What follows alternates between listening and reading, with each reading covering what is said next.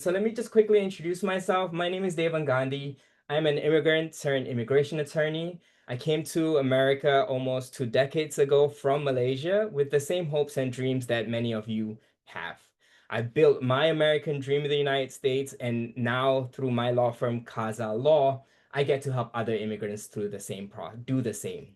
Um, the one thing that I really connect with is that I understand firsthand how stressful and complicated this immigration process can be, especially in today's climate when immigrants are facing even more challenges. It's easy to feel discouraged.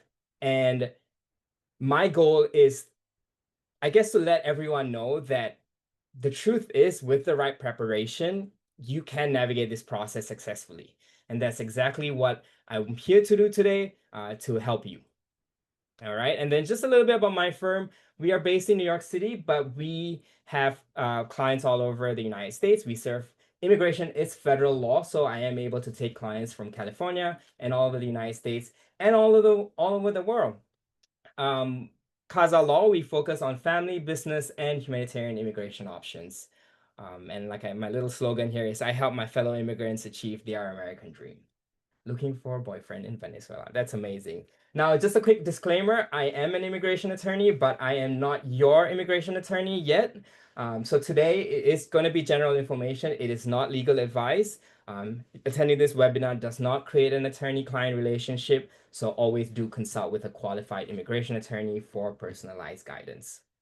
All right, so here's what we'll cover today in today's workshop. By the end of our time together, you'll have a clear roadmap for your marriage green card case. First, we'll go over latest USCIS guidance. Then we'll talk about the key forms and documents you will need, things like identity papers, financial documents, and then we'll dig into what USCIS looks for as evidence of a bona fide marriage, where I'll show you the difference between a strong evidence and weak evidence. We'll also cover unique situations like if your marriage is under 1 year, if you're in a long distance relationship, if you're part of the LGBTQ community, if there is a big age gap, or even if one of you are in the military. Finally, we'll go over what happens at the interview and the most common mistakes couples make and how to avoid them. At the end, I'll share a special offer for everyone here today, including a free checklist to the marriage-based green card.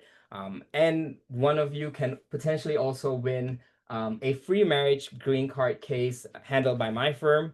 And then every one of you can win $1,000 off your marriage green card process. All right, let's get to it. So why this webinar matters. For me, this is an article that came out in June of this year that basically says that USCIS has initiated removal proceedings against 26,000 immigrants since February. What this is right now, where the current policy stands, is anytime an application is denied in immigration, USCIS will refer the case to immigration court and put the applicant in deportation proceeding. So this is something that is very recent, and it makes this process even more important. In the past, if your marriage visa is denied, say, because of mistakes, honestly, it's not bad. You'll just have to refile it or file an appeal. But now that option is also kind of taken away because your case will be referred to immigration court immediately once the case is denied. So this is why I believe, this webinar is so important, because it really just tells you what kind of evidence to submit, what kind of mistakes to avoid, and I hope that we'll all learn together today. All right, so let's start first with what USCIS wants to see. I always say they want to see a real relationship. The thing with immigration-based, marriage-based immigration cases is that there are people out there who charge immigrants and couples up to $60,000 to create a whole fake fraudulent marriage to file with immigration. If immigration were to find out that a marriage is fraudulent, if somebody is applying for a immigration case based on fraud, the consequences are quite dire. It's fines up to $250,000, jail up to 5 years, and then a deportation for the immigrant spouse as well. So the most important thing is to make sure that your relationship is real. The evidence should be clear, it should be consistent, and it should really just give the officer an idea of who you are as a couple. All right, so let's first start with the basics, which is the forms. There are a couple of forms that's required. First is the I-130. That's the petition for alien relative. That's basically the form that you will file to petition for your spouse. Then there is the I-130A. This is the supplementary information for the immigrant spouse, so the foreign spouse who's immigrating to the United States. Along with the family-based petition, if your spouse is in the United States, you will file the adjustment of status. This is the green card application, the I-485. The US citizen petitioner also needs to show that they are able to support financially their spouse in the United States. What that means is that they need to show that they make about $26,000 for a household of two. So if it's just you and your spouse, it's $26,000 that you need to show. As part of the process, you will also need to submit a medical exam by a USCIS certified medical doctor. And usually they have plenty around you. There is the USCIS website that you'll just put in your postcode or your zip code, and it'll tell you the doctors that are around you that you can go and get this done. And then the last two, these are optional now, a work permit, a work authorization, and the advance parole. They are optional because in the past, it used to just be one whole group of applications submitted together with one fee. But since last year, they have now split all the forms up and there is different fees for each form. So for the work permit and the travel document, which is the advance parole, these are optional. But I recommend just getting the work authorization because it gives you the ability to work in the United States. Now, let's start first with identity documents. What you will need to establish, one, for the petitioner is that the petitioner is a US citizen. And so the way you do that is by submitting either the passport or the petitioner's birth certificate. And then for the beneficiary, who is the foreign immigrant or the foreign spouse, you will need to submit your passport, your birth certificate as well, and then your immigration documents, such as your visa. The I-94 is basically, it's all online right now. It's a form that states your entry and exit out of the United States. So your I-94 is online. You also need to submit that. You will need to definitely show that you are married, so your marriage certificate, which is different from the marriage license. The marriage certificate is after you're married, the city hall or city clerk will send you the marriage certificate by mail, and then that's what you will use. All right, and then for the foreign spouse, besides the entry records, if you have any other immigration application either pending, say you are here on a work visa, you will need to submit proof that you are here lawfully and on that work visa as well. All right. If either couple have been married, you will need to have been divorced, you will need to submit a copy of your divorce decree as well. And then I spoke earlier about the financial documents. This is only required on the part of the petitioner. So the petitioner, like I said earlier, you will need to show that you make about $26,000 for a household of two. If you have children, for each additional person, just add about $7,000 more. So a household of three will be close to 32,000, household of four, close to 40,000, and then it just goes higher from there. All right. One of the things I do get asked often is what if the spouse doesn't make enough money? Then what you can do is you can get a joint sponsor.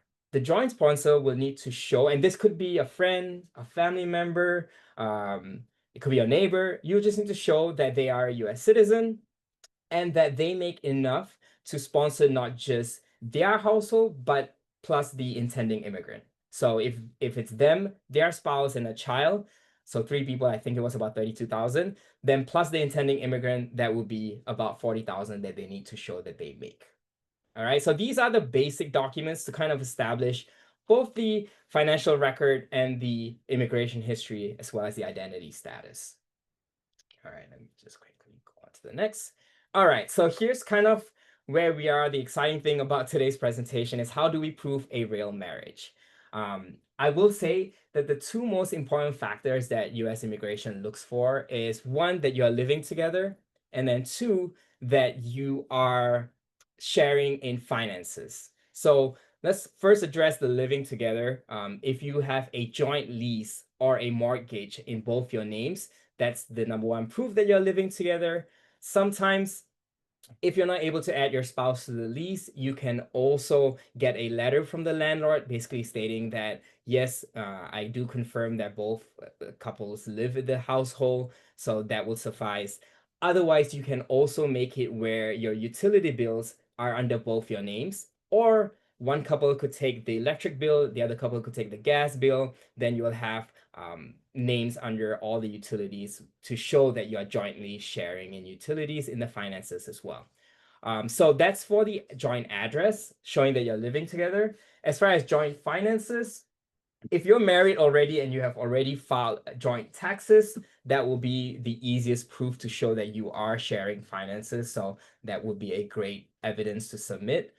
Otherwise, you can also submit bank accounts. I always recommend my clients to just start a savings account because you can just save for the future. You can save to buy a house. You can save to travel. So create a savings account where each partner puts in $50 a month or whatever it is, and show that, and then get statements from that savings account to submit to immigration. Another way you can do this is also have joint checking accounts or joint credit cards, and you can pay your rent from it. But the most important thing is that USCIS wants to see that there is actually activity in these accounts, and you're not just creating those accounts for immigration purposes. All right, so those are kind of the main evidence that they will look for. If you have children, obviously that is the best evidence to submit. So your child's birth certificate would be sufficient. I even tell some of my clients during the interview, if you bring your baby along and say, hey, I'm so sorry, I can't find a babysitter, sometimes your interview will be much shorter because they don't want to hear a crying baby. But next, I would say photos. These are the easiest evidence to gather. You want photos from your wedding, from travels, from outings with friends and family, or just photos of the two of you hanging out at home cooking. The way to submit this photo evidence, and the easiest way to submit, is one, don't print out colored photos because immigration will scan it. So when the officer gets it, it's just going to be a black and white photo. So I would say just print them out in black and white and you can submit it to immigration. But I tell all my clients, when you're submitting photos, make sure that you have a who, where, and when kind of description for each photo. So say in one page, it's going to be your travel to Italy. You want to put the date and where the photos were taken. If it's with friends and family, you want to also state who's in the photo. This gives immigration a clear idea of the marriage and also of the photo without them having to question you about it. So photos are the easiest evidence to collect. I tell my clients about 30 to 40 photos, put it in a PDF document, and then submit it. Now, the other thing to note as well is for the immigration documents, there are two ways to submit it. You can either submit your entire application by mail, or right now, immigration allows you to submit the I-130, which is the family petition, online. I do it in my law firm where we submit the I-130 evidence online and then the I-485 and the rest of the documents by mail for two reasons. One, it saves me paper because I can just upload the evidence directly into the USCIS portal. But then the other reason is also because if you submit your evidence online and you have a USCIS account, you can continue to add evidence until the day of your interview, which is really easy. So I would recommend filing the I-130 online and then filing the rest of the documents by mail to immigration. The other evidence that we can submit are trips together. So if you've traveled together, those travel itineraries, flight tickets, hotel invoices, photos from your travels. So submit evidence of your trips together.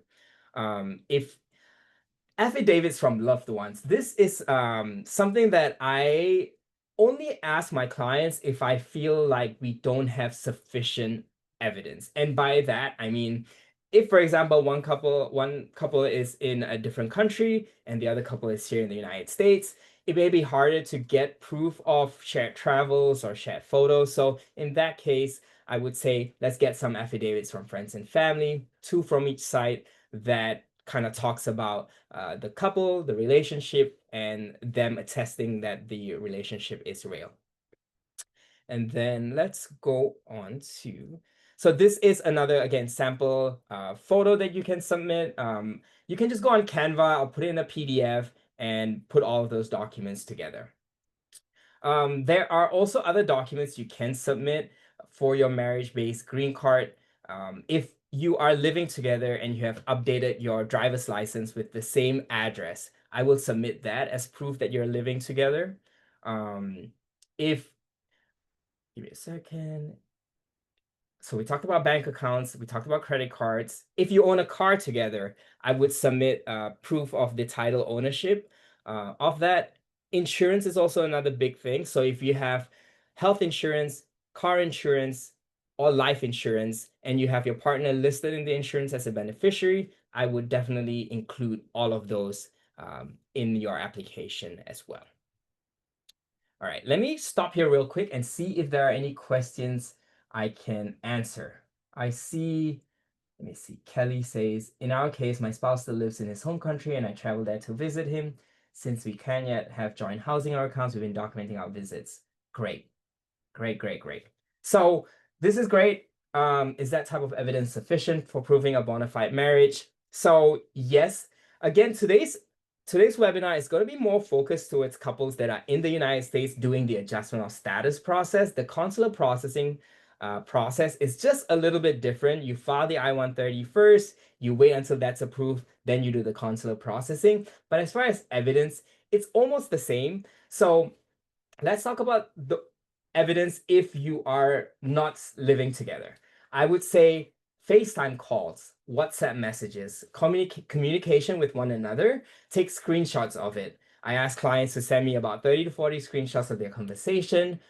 Also, how you met. Sometimes, I guess now, people meet on dating apps. So I'll ask my clients, hey, do you still have the screenshot of that conversation when you first connected on Tinder or Hinge or Grindr or whatever it may be? I will ask them to send me that. And then we'll create a timeline based on the first message and then the other communication from there.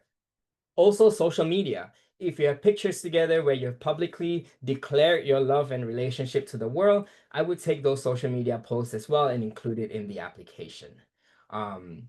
So travels, especially if you have those flight tickets, like I said earlier, showing that you're visiting one another when you're not living together is super important. But again, financial constraints are there sometimes. So in that case, just submit those FaceTime chats that you have taken screenshots of.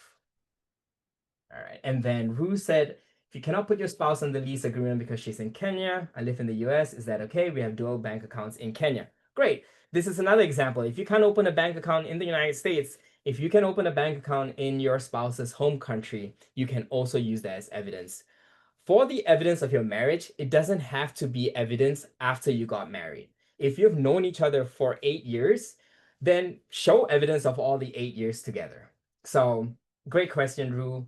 But yes, it is okay that your spouse is not on the lease, and you have other financial documents to show that you have already, you have evidence of joint finances. All right. In my case, I live with my spouse who lives in her aged parents' house. So we don't pay rent and bills because all of it is in their names. Also a very common situation. What I would then suggest is just getting their parents, getting your spouse's parents to write a letter, basically as the homeowner. And in that case, it could be a dual letter. It could be as a homeowner, but then also as somebody, as a family member attesting to the bona fide nature or the genuine nature of your relationship. All right. And then let me see. My spouse entered the country legally. We are a same-sex couple. We got married in USA, filed I-130. All right, I will answer this a little bit later because we do have a slide specific towards LGBTQ couples. All right, so let me move on real quick. So next, let's talk about red flags to actually, you know what, before I do that, let me just tell you a bit more of other evidence that you can submit. If you have investments together, you can submit those. If you have a retirement account together, you can submit those as well. Another really, really cute thing that I've just started doing recently is if you have pets together, I always tell my clients to show proof of the adoption records that show that you are the parent of the pet that you have. So you can submit that. If you go to the gym together and you have joint gym memberships, I will also include that. Anything to show that you are living life together as a couple, I would include it. Right now, especially, the more the better. So if you think to yourself, should I include this? I would say yes, include it in your application. And then with bank accounts, I know if your spouse is living in the United States, sometimes if they're out of status or they don't have Social Security, there are banks that banks will usually not allow you to open a joint account. However, if you Google, there are some banks that do allow a spouse to open a joint savings account, even if they don't have a Social Security number. I think TD Bank might be one of them. Wells Fargo, in some locations, they do allow it as well. If you, all right, so let me move on then. Red flags to avoid. If you're living in a different address, now this is not necessarily a red flag because it really just depends how you explain this. If you're living in different addresses just because, say, one is going to school or for work, then you will show evidence that, okay, this is because of work, this is because of school, but you want to show that you are visiting each other often or that you are still communicating on a daily basis. Again, like I said, shared finances is one of the big things that they look out for. Conflicting answers, this is more so during the interview, and we'll talk about that a little bit different. Big big age difference. I mean, this one, it's one of those things where they will scrutinize your application a little bit more, but it doesn't necessarily mean that it's a red flag. You will just have to really show that that relationship is genuine. And the way you show that is by showing maybe a little bit more deeper into your relationship. So those text messages to each other where you have deep conversations, I would include those in your application. And then again, just because they scrutinize the application more doesn't mean you cannot prove your relationship is real, and you do so by just submitting all the evidence we just talked about. All right. And if you're not living together, what you want to show is that there is a plan to live together in the future. So it could be maybe even a screenshot of a Zillow page that you're looking at where you're thinking of buying a home and moving in together, or a lease agreement that you are about to sign. So you can submit all of those. All right, so let's talk about special consideration cases. If your relationship is less than one, if your relationship or your marriage is less than 1 year, it really becomes even more important that your evidence be as strong as possible. So for couples who are less than 1 year, I even recommend writing your love story. So writing an affidavit where you kind of explain what really attracted you to one another, what caused the relationship to progress so quickly, and just affirming that you are in this for the long run and you're not just getting married for immigration purposes. All right. So if you've been married for less than 1 year, this would be one of the instances where I would definitely recommend getting more photos, for example. So where usually I would say 30 to 40 photos, if you can get 60 to 80 photos, I would include all of that. Those messages and communication becomes more important. Getting those affidavits from friends and family also becomes important. So that's one consideration for a couple who are just recently married. And then again, just because you're recently married doesn't mean that you have not known each other longer than that. I have a couple right now, or a clients right now, who they've known each other since high school back in Colombia. And then now they are married and they broke up in between, but they're able to establish that they've known each other for more than 15 or 20 years. And that really doesn't give rise to any red flags to the immigration officer. All right. LGBTQ couple, I think here the most important thing is that sometimes it's harder to get proof of your relationship because for a few reasons, sometimes it's even hard to get married in your home country if they have laws against LGBTQ relationships. That in that case, if you go to a third country under immigration law, as long as the place where the marriage occurs recognizes that marriage, it will be valid for immigration purposes. One last note. So for LGBTQ couples, for example, it would be those photos together, even if you're at home and you're not out in public. If you have really, really close friends who can write letters of support, we'll include that. if you have added each other on any of your documents in the United States where it's safe, I will include that. Just one last note for LGBTQ couples. I know recently the Supreme Court is asked to hear back the case that allowed for same-sex marriage in the United States. So the fear is that that right might be taken away. So if you are in a same-sex marriage, same-sex relationship, and you are thinking of getting married, I would do so sooner. Long distance couples. So I know there are a few questions about long distance relationships. The most important thing is to show that you are visiting each other as much as possible. Another good thing is also to show that you have knowledge of your spouse's family. So if you're going to visit them, take pictures with friends and family as well, and you want to make sure that that you are establishing that this relationship is not just one of those relationships you see on TV on 90 Day Fiancé, but it is something that really shows a couple that is trying to build a life together. Um, Different religions. This is really interesting. Sometimes when you go to the USCIS officer, it is up to you to show that your relationship based on cultural context or religious context. One example is I just had a couple from India who were match made. They were by their parents, and so even though the marriage was arranged, they still got to know each other and explained that they got engaged on their second meeting. To an immigration officer, this may raise some red flags, but when you add in the cultural context, that no, we had to speak to each other's families, see whether they would get along, really get to know each other. Then we decide to continue with the engagement. That gives the USCIS officer a little bit more context about the relationship. Different languages. This is super interesting. I actually have one couple right now where one partner is deaf and mute, and then the other partner speaks Spanish, and the partner learned sign language to communicate with his spouse. And so we showed proof that he's taken classes in ASL. We showed proof that they are communicating with each other. And then I told them, when you go for the interview, make sure that you are communicating with each other with your hands to show the USCIS officer that you are not just faking this marriage.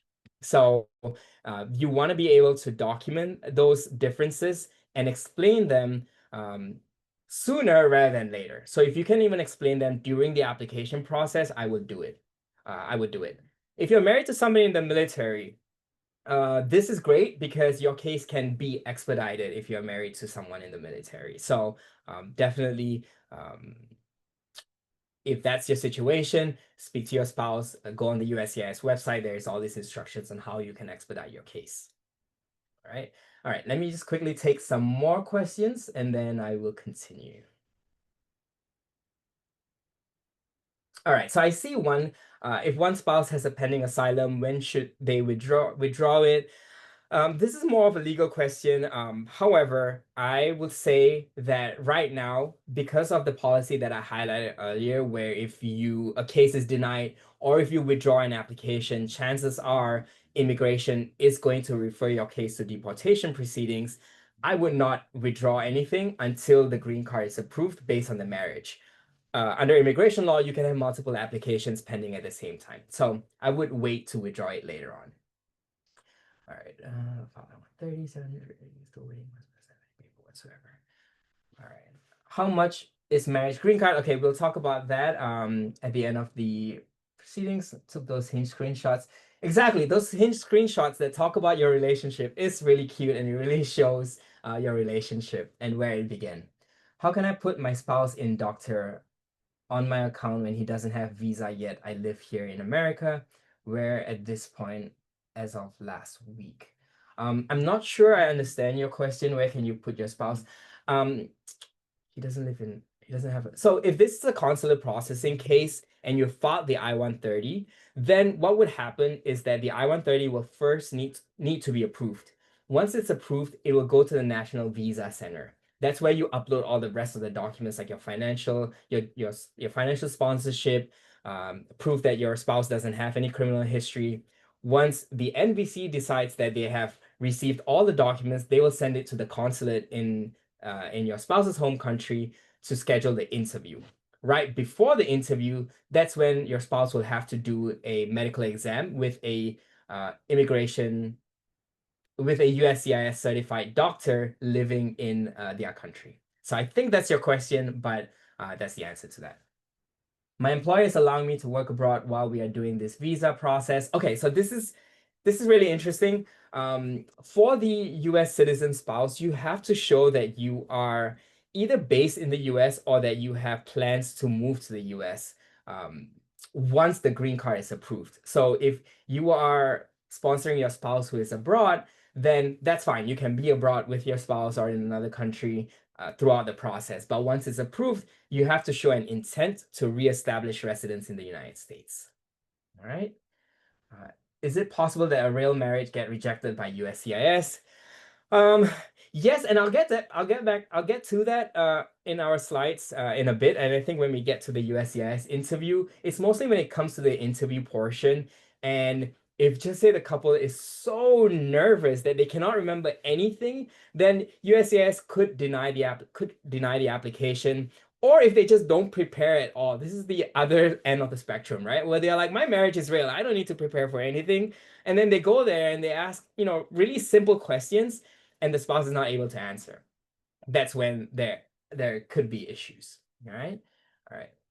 Our age difference is large. Again, Jean, even if your age difference is large, it may be scrutinized a little bit more, but it doesn't mean that there is no way of winning your case. As long as you give more evidence, the better it is. Especially if your spouse is living abroad and you are visiting them often, I think that would be sufficient. Do you know if my employer allow me to work abroad and stay and visit him as often as possible? It's a good additional evidence. Exactly. It shows that you're visiting each other, that you're spending time together, so it will definitely be good evidence to include. All right, I'll take one more and then we'll move on. Zinar wrote, please shed some light to my question. We are not only same-sex, but also my husband came to the country illegally. Okay, so if to qualify for a marriage-based adjustment of status, you need to show that you have a lawful entry into the United States with a visa, that your spouse is able to financially sponsor you, that there is nothing that makes you inadmissible, like criminal records, and that you have a bona fide marriage. So in this case, if your foreign spouse is in the United States and they entered without documents, they are not going to be able to do the adjustment of status process in the United States. What they would need is a waiver for their unlawful entry. So that waiver will be based on hardship to you as a spouse. Now, what in that process basically requires you to file the I-130, then file the waiver. Once the waiver is approved, then your spouse would need to consular process. Again, generally, they will go back to their home country to consular process. But if your home country doesn't recognize your marriage or it's illegal to in your home country to be married to somebody of the same sex, then you can also go to a third country that allows third country processing. All right, Zinar. But yeah, to answer your question, that is not a straightforward process. It would be a process that requires waiver. Ru, I agree with you. 90-Day Fiancé has ruined legal immigration process because they make fun of real couples. All right, so let's move on to the next slide. The interview. So at the interview process, this is, to me, the most important part of the entire process because it really gives the officer the opportunity to look at your relationship and make a decision whether they feel that it's a real relationship or not. The way it usually works is they will give you the date to the interview about a month before the actual interview. So you will have time to make sure you made the necessary arrangements to get there.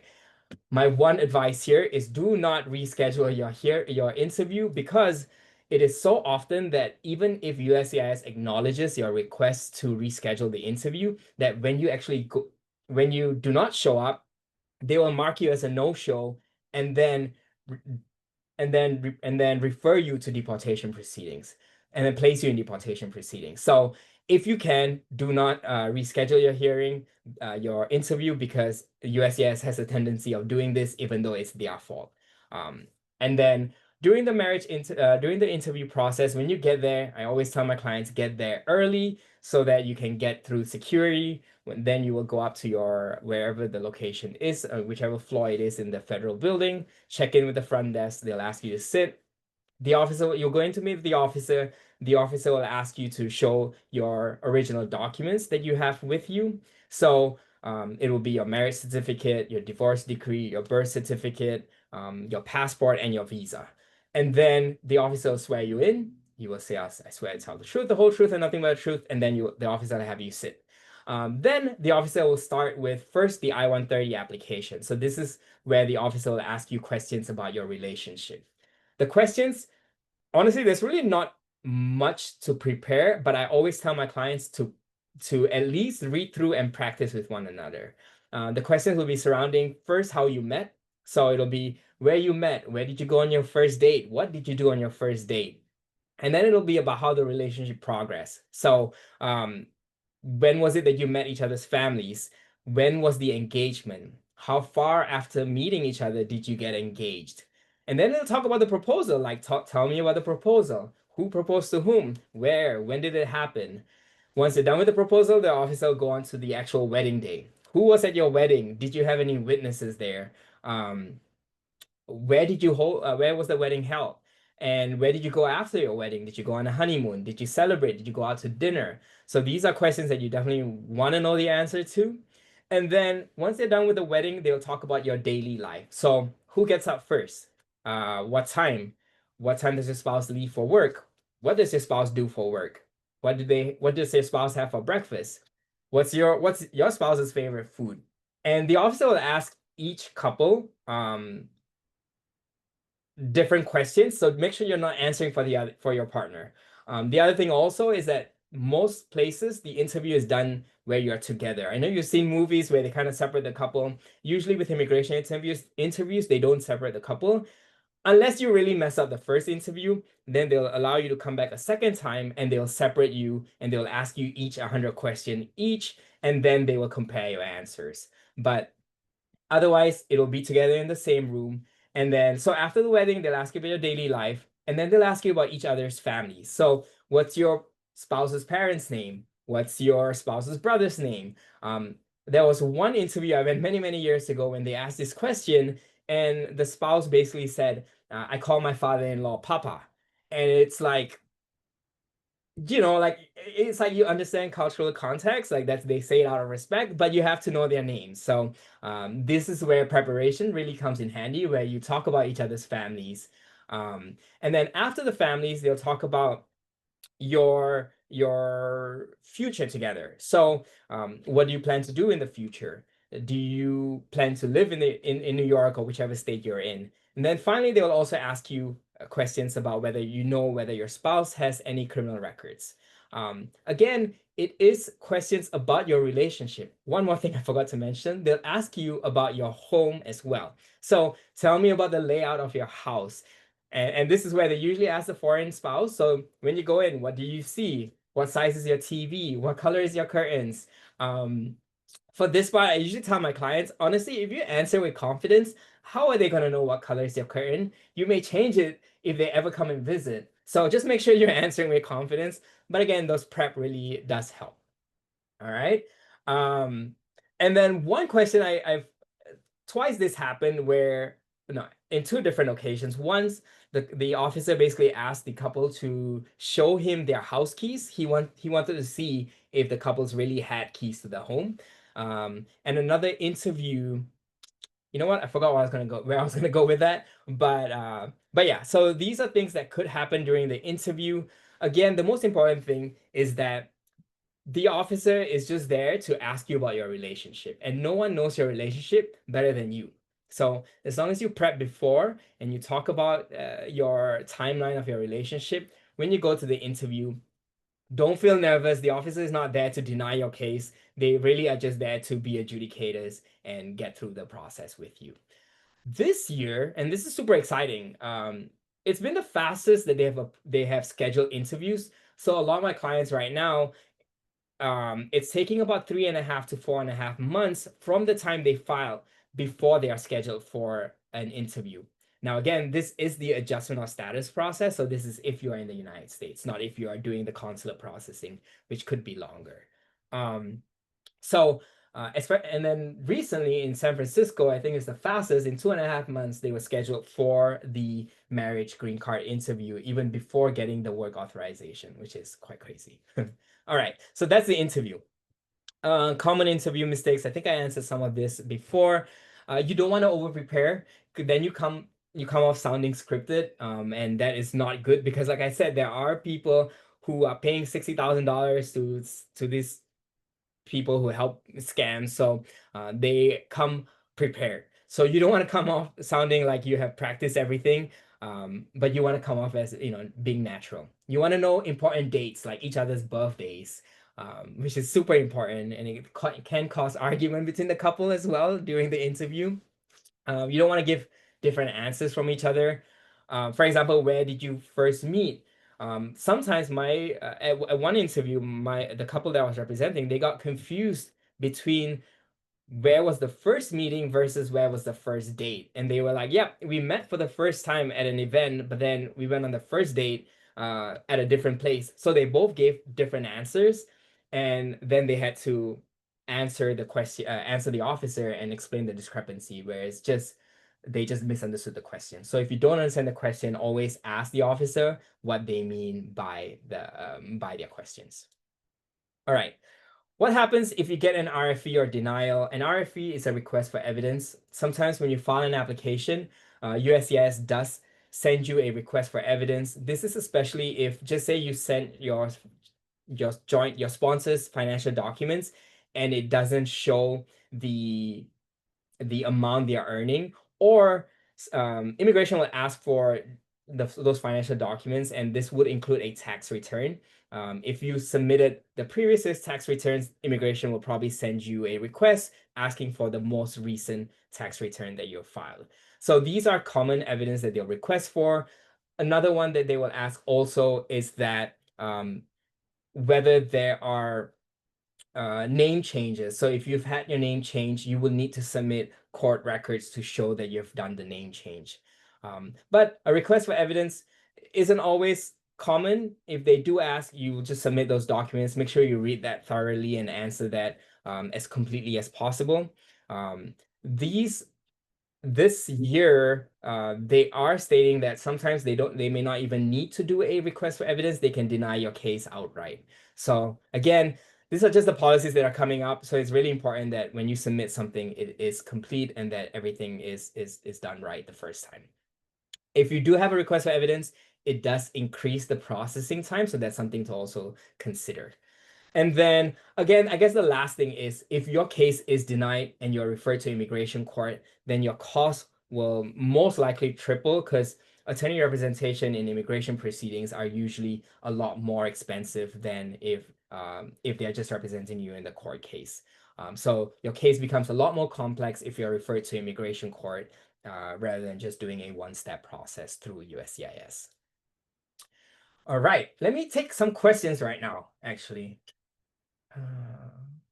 Hold on. Oh no, I don't have any questions. It looks like the questions all disappeared. So if anyone wants to maybe come on audio and tell me your questions, I don't mind answering that way. Oh, actually, no, I do see it. I was in the different chat room. All right. What advice to travel once advance parole is approved? The reason for traveling here would be to complete our marriage religiously and where my family can attend.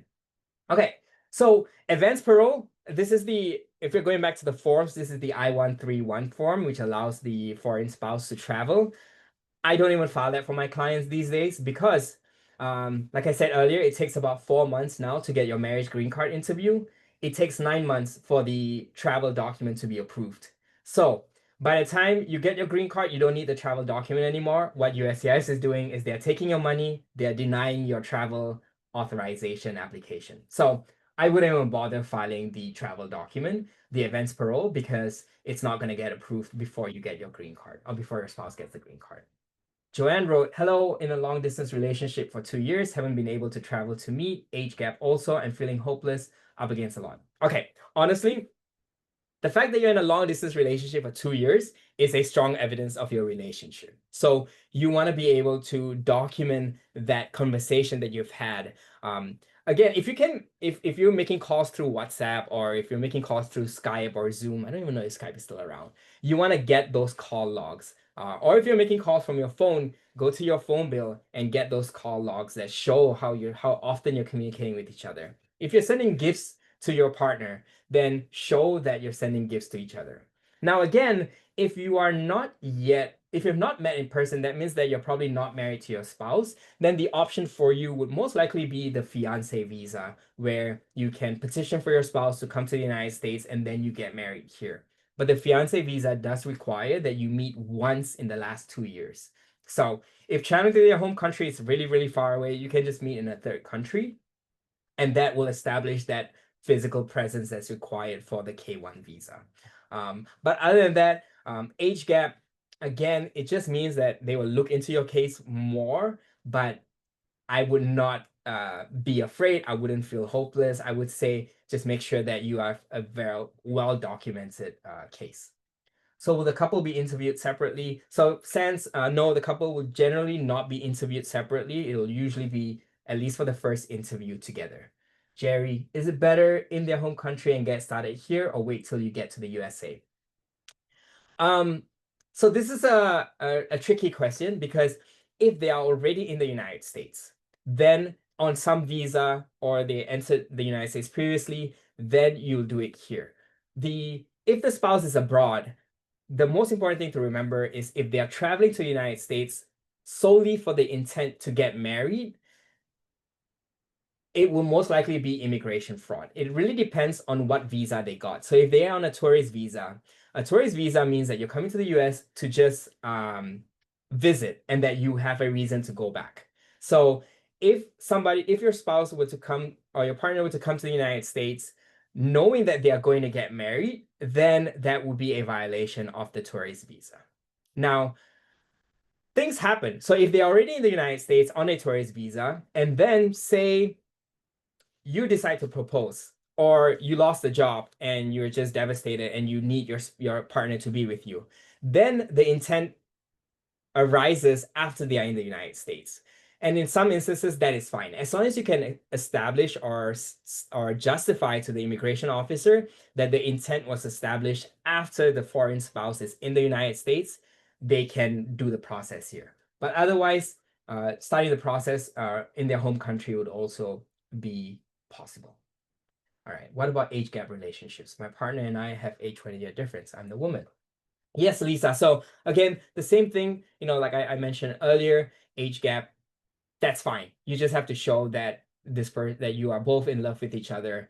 If you have other family members who can state that they are in support of the relationship, then great, we will add that. If you are able to add your spouse to, say, your retirement account, or your health or life insurance, those will all make your case a lot stronger. And then again, if you have written to each other, those really sweet messages, if you've sent cards to each other, include that as well, because it really shows the relationship, right? All right. Is there any expedited process for veterans no longer in active duty? Aishwarya, schedule a call with me. We can discuss this. I will be happy to answer that. I would like to ask a question. Yes, Yesenia, please ask a question in the chat. I've been married for almost 3 years now, Nicholas wrote. And every time I ask her what's happening for some sort of process for me, my adjustment of status, she can't say. So it seems that now I would have to try to file for myself. And this is now after having a 4-month-old. Okay, it seems like it's really long. And to add, I don't really know if she's a green card holder or a citizen, and when I can ask and show me. Nicholas, it seems like you have a very specific legal question. So schedule a meeting with me. I'll be happy to discuss what your options are. All right. Kelly wrote, I know you mentioned that the webinar is primarily focused around those individuals whose spouses are in the United States. Will you have a separate? You know what? I will. I will have a separate webinar that is focused on individuals who are abroad. So definitely, thank you for that suggestion. I will do that. Will there be a problem during the interview process if we don't fluently speak each other's languages? So this is a good thing to talk about, because this year, USCIS started, again, it's a new policy where they say if you require an interpreter, you need to bring your own interpreter from outside. They are not going to provide any interpretation services. So generally, no. But you want to be, it doesn't matter that you don't speak each other's languages fluently, as long as you can communicate with each other, right? So like the couple I mentioned earlier with my clients, one doesn't speak, one doesn't speak, one doesn't speak because they're deaf and mute, the other doesn't speak because they don't speak English well. So they communicate through ASL. So again, as long as you can communicate with each other, even if it's through chat, that's fine. You just have to show how that has affected your relationship. All right. Gene road travel is expensive. It's hard to travel. Yes, I understand. So because of financial constraints, I would say you just want to document as much as possible. All right. So let me then move on to the next one. So let's talk about bonus for attendees. So first of all, I want to thank everyone for joining me today. In the few minutes that I have left, I want to talk about what I'm offering everyone. So just for joining today, we are offering $1,000 off our legal services. So with the usual price being $4,000, it will be $3,000. And then you can start with as little as $1,000, and then we'll do $1,000 monthly payments for the rest of the fee. And just for these, you would have to schedule a meeting with us within the next 72 hours, or just send a message to us saying, hey, I'm interested. That will kind of we'll hold that discount and that deal for you and that bonus for you. Just for attending today, you don't need to do anything after this meeting. You will get my free marriage green card checklist that has everything we talked about today and more, and a lot more detail. So that's usually $20, but I'm gonna offer that to everyone today for free, and you'll get it in your email. And then one couple, I will do the process for free. We will have to see if you qualify. So I'm gonna leave this link here on the board. I mean, on the board, on my screen, and feel free to use your phones and go to the website so that you can book a meeting with us. I'm also gonna drop my link in the chat. Let me just find it. I'm also gonna drop my link in the chat so you can go in and book your meeting with us. All right. And then I just put a little slide about what our clients have said, working with my firm and myself. Lots of our clients, we've known them from the very first marriage, now for the foreign spouse to then become a US citizen. So it always brings me a lots of joy. And honestly, marriage green card process are my favorite because, as you know, immigration is very heavy in this country right now. For me to be able to celebrate love with my clients really brings me so much joy. So this is honestly my favorite immigration process. And so my clients also love the fact that I treat them like family once they come here. All right, so I do have a few more, I guess maybe a few more minutes. I can answer a few more questions. I think that might actually be all. Perfect. Wow, great. So we're gonna skip past the question and answer. Final thought. I always say, with everything that's going on with immigration right now, things can be stressful, but the more you prepare, the more well documented your case is, the better the chances of your success. All right. And if you want free resources, I have them here. This is another QR code. It has Know Your Rights tool. If you're afraid of being detained, if you know people who may be detained, this is really great information. I'm gonna go back here. And then finally, if you want to join me on social media, I'm pretty active on TikTok and Instagram. It's Kaza Law on Instagram and Facebook. And then on TikTok, I'm Daven the Lawyer. I would love to connect with everyone. And then I really, really do hope that a few of you take advantage of this free resources and join me. And I would love to represent you and your spouse through the process. Thank you again for joining. Oh, forgot to say, Jerry, great question. Initial consult is free. So another free tool that I'm throwing out, all clients get free free initial consults. So you'll meet with my team and we'll be happy to discuss your qualifications. So for that one couple who wants to get a free marriage-based green card, schedule your consult. We will review your qualifications with you, basically just making sure that you do qualify for the process. And then we will let you know if, and we'll just randomly choose. There's not going to be any selection process. We'll just randomly choose a couple to work with. All right, great. Well, I hope this was informative. Drop a thumbs up in the chat if you or like let me know if it was good. I'll be happy to do more of this in the future. Great. Thank you, Jerry. Thank you, Kelly. Appreciate all of you staying with me today, Fatima, Camilla, and for everyone who have not been able to answer your questions, again, schedule that meeting with me. I'll be more than happy to talk you through through the process. All right. Thank you so much. Enjoy the rest of your day and take care.